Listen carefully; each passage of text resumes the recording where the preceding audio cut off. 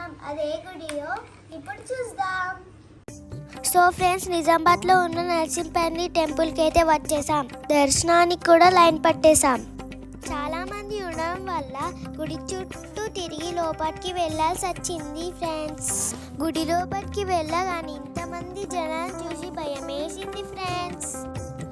దర్శనం 2-3 గంటలు అవుతుంది అనుకున్నాం, కానీ హాఫ్ అన్ అవర్లో మా దర్శనం అయితే కంప్లీట్ అయింది ఫ్రెండ్స్. ఈ గుడిని అయితే దిల్ రాజు గారు కట్టించడం జరిగింది. వైకుంఠ ఏకాదశి సందర్భంగా ఈ గుడిని చాలా మంచిగా డెకరేట్ చేశారు.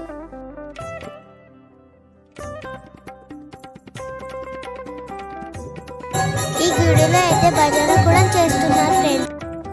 అక్కడ కనిపిస్తున్న ఉత్తర ద్వారంలోకే మనం వెళ్ళబోతున్నాం. దర్శనం పట్టే లైన్లో ఇక్కడ చిన్న స్వామి టెంపుల్ కనిపించింది ఫ్రెండ్స్. ఫైనల్గా వైకుంఠ ద్వారం దగ్గరికి అయితే వచ్చేసాం. చూడండి ఫ్రెండ్స్, ఇక్కడ ఎంత బాగా డెకరేట్ చేశారు. అరిటాకులతో పువ్వులతో ప్రసాదం అయితే పెట్టారు, చాలా బాగుంది.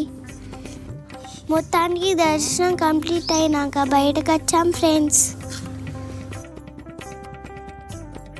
ఇక్కడ చూసినట్లయితే గోశాల కూడా ఉంది ఫ్రెండ్స్.